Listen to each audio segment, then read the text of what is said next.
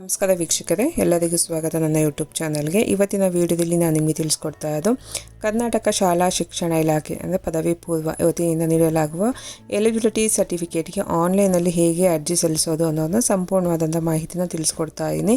ನೀವೇನಾದರೂ CBSE, ICSE ಮತ್ತು NIOS ಅಥವಾ ಕರ್ನಾಟಕದ ಹೊರಗಿನ ಯಾವುದೇ ರಾಜ್ಯದಲ್ಲಿ ನೀವು SLC ಬೋರ್ಡ್ನಲ್ಲಿ ಪಾಸಾಗಿದ್ದು ನೀವು ಕರ್ನಾಟಕದಲ್ಲಿ PU ಪರೀಕ್ಷೆ ಅಂದರೆ PUCಗೆ ನೀವು ಏನಾದರೂ ಜಾಯಿನ್ ಆಗ್ತಾ ಇದ್ದರೆ ನಿಮಗೆ ಈ ಎಲಿಜಿಬಿಲಿಟಿ ಸರ್ಟಿಫಿಕೇಟ್ಗೆ ಬೇಕಾಗುತ್ತೆ. ಈ ಎಲಿಜಿಬಿಲಿಟಿ ಸರ್ಟಿಫಿಕೇಟ್ನ ಯಾವ ರೀತಿ ಆನ್ಲೈನ್ ಅಪ್ಲೈ ಮಾಡೋದು, ಏನೆಲ್ಲ ಡಾಕ್ಯುಮೆಂಟ್ ಬೇಕು, ಎಷ್ಟು ಅಮೌಂಟ್ ಆಗುತ್ತೆ, ಪೇಮೆಂಟ್ ಯಾವ ರೀತಿ ಕಟ್ಟೋದು ಮತ್ತು ಸರ್ಟಿಫಿಕೇಟ್ ಯಾವ ರೀತಿ ಡೌನ್ಲೋಡ್ ಮಾಡೋದು, ಪ್ರತಿಯೊಂದು ಕೂಡ ಈ ವಿಡಿಯೋದಲ್ಲಿ ನಾನು ನಿಮಗೆ ತಿಳಿಸ್ಕೊಡ್ತಾ ಹೋಗ್ತೀನಿ. ಮಾಹಿತಿನ ಎಲ್ಲೂ ಸ್ಕಿಪ್ ಮಾಡ್ದಂಗೆ ವಿಡಿಯೋನ ಪೂರ್ತಿಯಾಗಿ ನೋಡೋದು ನಿಮಗೂ ಕೂಡ ಡೀಟೇಲಾಗಿ ಅರ್ಥ ಆಗುತ್ತೆ. ಬನ್ನಿ ವಿಡಿಯೋನ ಶುರು ಮಾಡಿ ಯಾವ ರೀತಿ ಅಪ್ಲೈ ಮಾಡೋದು ಹೇಗೆ ಅನ್ನೋದನ್ನ.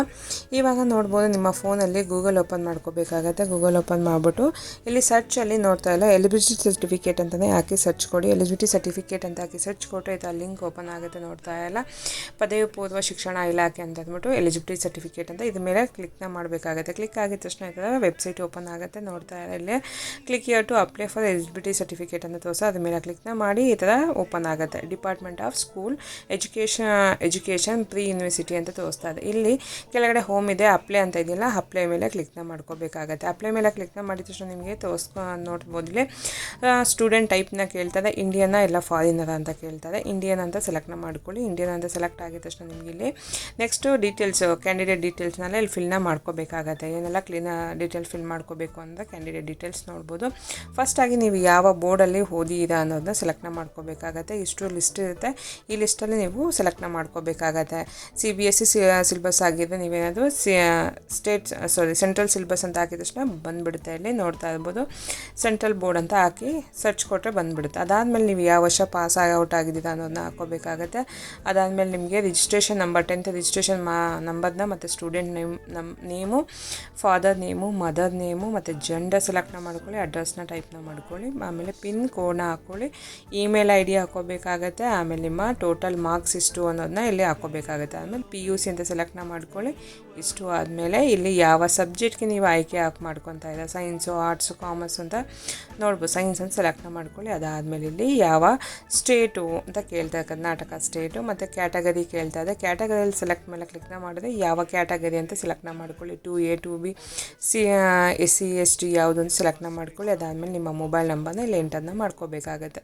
ಇಷ್ಟು ಆದಮೇಲೆ ನೋಡ್ಬೋದು ಟೋಟಲ್ ಅಮೌಂಟ್ ಎಷ್ಟು ಅಂತ ಅಂದ್ಬಿಟ್ಟು, ನಿಮಗೆ ಪೇಗೆ ಎಷ್ಟು ಅಂತ ಅಂದ್ಬಿಟ್ಟು ತೋರಿಸ್ತಾ ಇದೆ. ಇಲ್ಲಿ ನೋಡ್ತಾ ಇದ್ದಲ್ಲ ಅಮೌಂಟ್ ಎಷ್ಟು ಅಂತ ಅಂದ್ಬಿಟ್ಟು, ಎಲಿಜಿಬಿಲಿಟಿ ಸರ್ಟಿಫಿಕೇಟ್ಗೆ ನೀವು 1000 ರೂಪೀಸ್ನ ಪೇ ಮಾಡಬೇಕಾಗುತ್ತೆ. ಇಲ್ಲಿ ಸೇವ್ ಆ್ಯಂಡ್ ಕಂಟಿನ್ಯೂ ಅಂತ ಕೊಡಬೇಕಾಗುತ್ತೆ. ಫಸ್ಟಾಗಿ ಇದೆಲ್ಲ ಡೀಟೇಲ್ಸ್ ಎಲ್ಲ ಫಿಲ್ ಮಾಡ್ಕೋಬೇಕಾಗುತ್ತೆ. ಕ್ಯಾಂಡಿಡೇಟ್ ಡೀಟೇಲ್ಸ್ ಎಲ್ಲ ಫಿಲ್ ಮಾಡ್ಕೊಳ್ಳಿ. ಆದಮೇಲೆ ಇಲ್ಲಿ ಸೇವ್ ಆ್ಯಂಡ್ ಕಂಟಿನ್ಯೂ ಅಂತ ಕೊಟ್ಟಿದ ತಕ್ಷಣ ನಿಮ್ಗೆ ಇಲ್ಲಿ ನೋಡ್ತಾ ಇರ್ಬೋದು, ನಿಮ್ಮ ಅಪ್ಲಿಕೇಶನ್ ನಂಬರ್ ಜನ್ರೇಟ್ ಆಗಿ ಬಂದಿದೆ, ನೋಟ್ ಡೌನ್ ಮಾಡ್ಕೋಬೇಕಾಗತ್ತೆ. ಹಾಗೆ ನಿಮ್ಮ ಎಂಟರ್ OTP ಅಂತ ಇದೆ, ಏನು ಮೊಬೈಲ್ ನಂಬರಲ್ಲಿ ಕೊಟ್ಟಿದ್ದೀರಲ್ಲ ಆ ನಂಬರ್ಗೆ ಒಂದು OTP ಹೋಗಿರುತ್ತೆ. ಬಂದಂಥ OTPನ ಇಲ್ಲಿ ಎಂಟರ್ನ ಮಾಡ್ಕೋಬೇಕಾಗತ್ತೆ. OTP ಬಂದು ನಂಬರ್ಸಲ್ಲಿ ಬಂದಿರಲ್ಲ, ಕ್ಯಾಪಿಟಲ್ ನಂಬರ್ಸು ಅಂದರೆ ಲೆಟರ್ಸು ಮತ್ತು ನಂಬರ್ಸ್ ಎರಡು ಮಿಕ್ಸ್ ಆಗಿ ಬಂದಿರುತ್ತೆ, ನೋಡಿಕೊಂಡು ಹಾಕ್ಕೋಬೇಕಾಗತ್ತೆ. ಕರೆಕ್ಟಾಗಿ OTPನ ಎಂಟರ್ನ ಮಾಡಿಕೊಂಡು ವ್ಯಾಲಿಡೇಟ್ OTP ಅನ್ನೋ ಆಪ್ಷನ್ ಕೆಳಗಡೆ ನೋಡ್ತಾ ಇಲ್ಲ, ಇದ್ರ ಮೇಲೆ ಕ್ಲಿಕ್ನ ಮಾಡ್ಕೋಬೇಕಾಗುತ್ತೆ. ನೋಡ್ಬೋದು, ಇಲ್ಲಿ ಕ್ಲಿಕ್ನ OTP ಅಂತ ಕೊಟ್ಟಿದ ತಕ್ಷಣ ನಿಮ್ಗೆ ಈ ಥರ ನೆಕ್ಸ್ಟ್ ಡೌನಲ್ಲಿ ಈ ಥರ ಬಂದಿದೆ, ಡಾಕ್ಯುಮೆಂಟ್ ಅಪ್ಲೋಡ್ ಅಂತ ಆಪ್ಷನ್ ಓಪನ್ ಆಗಿರುತ್ತೆ. ಕೆಳಗಡೆ ಬಂದಾಗ ಇಲ್ಲಿ ನೋಡ್ಬೋದು, ಓನ್ಲಿ PDF ಫೈಲ್ನ ನೀವು ಅಪ್ಲೋಡ್ನ ಮಾಡಬೇಕಾಗುತ್ತೆ. 100 KBಯಿಂದ 1 MB ಒಳಗಡೆ ಇರಬೇಕಾಗುತ್ತೆ. ನೀವು ಯಾವುದೇ ಡಾಕ್ಯುಮೆಂಟ್ ಅಪ್ಲೋಡ್ ಮಾಡೋದನ್ನು ಇಷ್ಟು 100 KBಯಿಂದ 1 MB ಒಳಗಡೆ ಇರಬೇಕು. First 10th marks card, migration certificate ಅಪ್ಲೋಡ್ನ ಮಾಡ್ಕೋಬೇಕಾಗತ್ತೆ. ಅದಾದಮೇಲೆ ಟ್ರಾನ್ಸ್ಫರ್ ಸರ್ಟಿಫಿಕೇಟು ಮತ್ತು ಅಫಿಡೇವಿಟ್ನ ಹಾಕ್ಕೋಬೇಕಾಗತ್ತೆ. 10th ಮಾರ್ಕ್ಸ್ ಕಾರ್ಡು ಮತ್ತು ಮೈಗ್ರೇಷನ್ ಸರ್ಟಿಫಿಕೇಟ್ ಯಾವ ರೀತಿ ಅಪ್ಲೈ ಮಾಡೋದು ಹೇಗೆ ಮೈಗ್ರೇಷನ್ಗೆ ಅಂತ ಅಂದ್ಬಿಟ್ಟು ನನ್ನ ವೀಡಿಯೋನ ಲಿಂಕ್ನ ಡಿಸ್ಕ್ರಿಪ್ಷನ್ ಹಾಕಿರ್ತೀನಿ, ಅದು ನೋಡ್ಕೊಂಡು ನೀವು ಬೇಕಾದರೆ ಮಾಡ್ಕೋಬೋದು.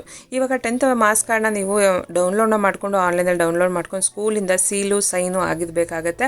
ಮೈಗ್ರೇಷನ್ ಸರ್ಟಿಫಿಕೇಟ್ಗೂ ಅಷ್ಟೇ, ಟ್ರಾನ್ಸ್ಫರ್ ಸರ್ಟಿಫಿಕೇಟ್ಗೂ ಅಷ್ಟೇ, ಮತ್ತು ಅದಾದಮೇಲೆ ಅಫಿಡೇವಿಟ್ಗೂ ಅಷ್ಟೇ ಎಲ್ಲ ಸ್ಕೂಲಿಂದ ಸೀಲು ಸೈನು ಆಗಿ ಒರಿಜಿನಲ್ ಕಾಪಿನ ಸ್ಕ್ಯಾನ್ ಮಾಡಿ ಇಟ್ಕೋಬೇಕು. ಅದನ್ನ ಅಪ್ಲೋಡ್ನ ಮಾಡ್ಕೋಬೇಕು. ಚೂಸ್ ಫೈಲ್ ಮೇಲೆ ಕ್ಲಿಕ್ನ ಮಾಡಿ ಅಪ್ಲೋಡ್ನ ಮಾಡ್ಕೋಬೇಕು. ಅದಾದಮೇಲೆ ಎಲ್ಲ ಅಪ್ಲೋಡ್ ಆದಮೇಲೆ ಅಪ್ಲೋಡ್ ಅಂತ ಕೊಟ್ಟರೆ ನೋಡ್ಬೋದು, ಡಾಕ್ಯುಮೆಂಟ್ ಎಲ್ಲ ಸಕ್ಸಸ್ಫುಲ್ಲಾಗಿ ಅಪ್ಲೋಡ್ ಆಗಿದೆ. ಸಕ್ಸಸ್ಫುಲ್ಲಾಗಿ ನಿಮ್ಮ ಡಾಕ್ಯುಮೆಂಟ್ಸ್ ಎಲ್ಲ ಅಪ್ಲೋಡ್ ಆಗಿದೆ, ಓಕೆ ಅಂತ ಕೊಡಿ. ಇವಾಗ ಎಲ್ಲ ಡೀಟೇಲ್ಸ್ ಎಲ್ಲ ಅಪ್ಲೋಡ್ ಆಗಿದೆ. ಇವಾಗ ಕ್ಯಾಂಡಿಡೇಟ್ ಡೀಟೇಲ್ಸ್ ಎಲ್ಲ ನೋಡ್ಕೊಂಡು ಕೆಳಗಡೆ ಲಾಸ್ಟಿಗೆ ಬಂದಾಗ ಇಲ್ಲಿ ಪೇಮೆಂಟ್ ಡೀಟೇಲ್ಸ್ ಅನ್ನೋ ಆಪ್ಷನ್ ಓಪನ್ ಆಗಿರುತ್ತೆ. ಇಲ್ಲಿ ಕೆಳಗಡೆ ಇಲ್ಲಿ ಸ್ಟೂಡೆಂಟ್ ನೇಮು, ಅಪ್ಲಿಕೇಶನ್ ನಂಬರು, ಪ್ರತಿಯೊಂದು email ID, mobile number, channel number ಪ್ರತಿಯೊಂದು ಕೂಡ ನೋಡಿ ಇಲ್ಲಿ ಅಮೌಂಟ್ ಎಷ್ಟು ಅಂತ ಆನ್ಲೈನ್ ಅಂತ ಸೆಲೆಕ್ಟ್ ಆಗಿದೆ. ಇಲ್ಲಿ ಮೇಕ್ ಪೇಮೆಂಟ್ ಅಂತ ಇದೆಯಲ್ಲ, ಇದ್ರ ಮೇಲೆ ಕ್ಲಿಕ್ನ ಮಾಡ್ಕೊಳ್ಳಿ. ಕ್ಲಿಕ್ ಆಗಿದ ತಕ್ಷಣ ನಿಮಗೆ ಈ ಥರ ಕರ್ನಾಟಕ ಅಂತ ಪೇಜ್ ಓಪನ್ ಆಗುತ್ತೆ. ಇಲ್ಲಿ ನಿಮ್ಮ ಡೀಟೇಲ್ಸ್ ಎಲ್ಲ ಇನ್ನೊಂದ್ಸಲ ವೆರಿಫೈನ ಮಾಡ್ಕೊಳ್ಳಿ. ಇಲ್ಲೊಂದು ಚೆಕ್ ಬಾಕ್ಸ್ ನೋಡೋಲ್ಲ, ಇದ್ರ ಮೇಲೆ ಕ್ಲಿಕ್ನ ಮಾಡಿ ಫಸ್ಟ್ ಇಲ್ಲಿ ರೇಸರ್ ಪೇ ಅಂತ ಇದೆಯಲ್ಲ, ರೇಸರ್ ಪೇ ಮೇಲೆ ಕ್ಲಿಕ್ನ ಮಾಡಿ. ಕ್ಲಿಕ್ ಆಗಿದ ತಕ್ಷಣ ಇಲ್ಲಿ ಆಪ್ಷನ್ ಓಪನ್ ಆಗಿದೆ. ನಾನಿಲ್ಲಿ UPI ಅಂತ ಸೆಲೆಕ್ಟ್ನ ಮಾಡ್ಕೊಂಡು ನೀವು ಬೇಕಾದ್ರೆ net banking, credit card, debit ಕಾರ್ಡ್ನ ಚೂಸ್ ಮಾಡ್ಕೋಬೋದು. UPI ಅಂತ ಸೆಲೆಕ್ಟ್ ಆಗಿದ್ದರಿಂದ 10 ರೂಪೀಸ್ ಜಾಸ್ತಿ ಇದೆ. ಅದಾದಮೇಲೆ ಕಂಟಿನ್ಯೂ ಅಂತ ಕೊಟ್ಟಿದ ತಕ್ಷಣ ಇಲ್ಲಿ ನೋಡ್ತಾ ಇರ್ಬೋದು, ಇದರ QR ಕೋಡ್ ಓಪನ್ ಆಗಿದೆ. ಓಕೆ ಅಂತ ಕೊಟ್ಟರೆ QR ಕೋಡ್ ಪೇಜ್ ಓಪನ್ ಆಗಿದೆ. ನಾನಿಲ್ಲಿ UPI ಬೇಕಾದ್ರೆ ನೀವು ಹಾಕ್ಕೊಂಡು ID ನ ಹಾಕ್ಕೊಂಡು ನೀವು ಕಳಿಸ್ಬೋದು. ನಾನಿಲ್ಲಿ QR ಕೋಡ್ ಮೇಲೆ ಓಪನ್ ಮಾಡ್ಕೊಂಡಿನಿ. ಆರಾಮಾಗಿ ಸ್ಕ್ಯಾನ್ ಮಾಡಿಕೊಂಡು ಗೂಗಲ್ ಪೇ, ಫೋನ್ ಮುಖಾಂತರ ನೀವು ಸ್ಕ್ಯಾನ್ ಮಾಡಿಕೊಂಡು ಪೇನ ಮಾಡಬೇಕಾಗತ್ತೆ. ಪೇ ಮಾಡಿದ ತಕ್ಷಣ ನೀವು ಆಟೋಮೆಟಿಕ್ ಬ್ಯಾಕ್ ಬರೋಕ್ಕೆ ಹೋಗ್ಬಿಡಿ. ಅದೇ ಆಟೋಮೆಟಿಕ್ ಬರಬೇಕು, ವೆಯ್ಟ್ ಮಾಡಬೇಕಾಗುತ್ತೆ. 1 ಸೆಕೆಂಡ್ ವೆಯ್ಟ್ ಮಾಡಿದ್ರೆ ಈ ಥರ ಆಟೋಮೆಟಿಕ್ ಪೇಮೆಂಟ್ ಸಕ್ಸಸ್ಫುಲ್ ಆಗಿದೆ ಅಂದ್ಬಿಟ್ಟು ಈ ಥರ ನೋಟಿಫಿಕೇಶನ್ ಬರುತ್ತೆ. ಬಂದಾದಮೇಲೆ ನಿಮಗೆ ಪ್ರಿಂಟ್ಔಟ್ನ ತೊಗೋಬೇಕಾಗುತ್ತೆ. ನೋಡ್ತಾ ಇರ್ಬೋದು, ಇವಾಗ ಪೇಮೆಂಟ್ ಸಕ್ಸಸ್ಫುಲ್ ಆಗಿದೆ ಅಂತ ಅಂದ್ಬಿಟ್ಟು ತೋರಿಸ್ತಾ ಇದೆ. ಇಲ್ಲಿ ಪೇ ಅಂತ ಇದೆ, ಪ್ರಿಂಟ್ ಅಂತಿದ್ದಿಲ್ಲ, ಪ್ರಿಂಟ್ ಮೇಲೆ ಕ್ಲಿಕ್ನ ಮಾಡ್ಕೊಳ್ಳಿ. ಕ್ಲಿಕ್ ಆಗಿದ ತಕ್ಷಣ ಈ ಥರ ಅಪ್ಲಿಕೇಶನ್ ನೀವು ಏನು ಅಪ್ಲೈ ಮಾಡಿದ್ದೀರಾ ಅಪ್ಲಿಕೇಶನ್ ಪೇಜ್ ಓಪನ್ ಆಗುತ್ತೆ. ಅಕ್ನಾಲೇಜ್ಮೆಂಟು ನೋಡೋದಲ್ಲ, ಯಾವ ರೀತಿ ನಿಮ್ಮ ಎಲಿಜಿಬಿಲಿಟಿ ಸರ್ಟಿಫಿಕೇಟ್ಗೆ ಆನ್ಲೈನಲ್ಲಿ ಅಪ್ಲೈ ಮಾಡೋದು ಹೇಗೆ, ಯಾವ ರೀತಿ ಪ್ರಿಂಟ್ಔಟ್ನ ತೊಗೋಬೇಕು ಹೇಗೆ ಅನ್ನೋದನ್ನ ತಿಳಿಸ್ಕೊಟ್ಟಿನಿ. ಈ ವಿಡಿಯೋ ನಿಮಗೆ ಯೂಸ್ಫುಲ್ ಆಯಿತು ಅಂದ್ಕೊತೀನಿ. ಇನ್ನಷ್ಟು ಯೂಸ್ಫುಲ್ ವೀಡಿಯೋಸ್ಗಾಗಿ ನನ್ನ ಚಾನಲ್ನ ಸಬ್ಸ್ಕ್ರೈಬ್ ಆಗೋದನ್ನ ಮರಿಬೇಡಿ. ಸಿಗೋಣ ಮತ್ತೊಂದು ಹೊಸ ವಿಡಿಯೋದಲ್ಲಿ. Thank you for watching.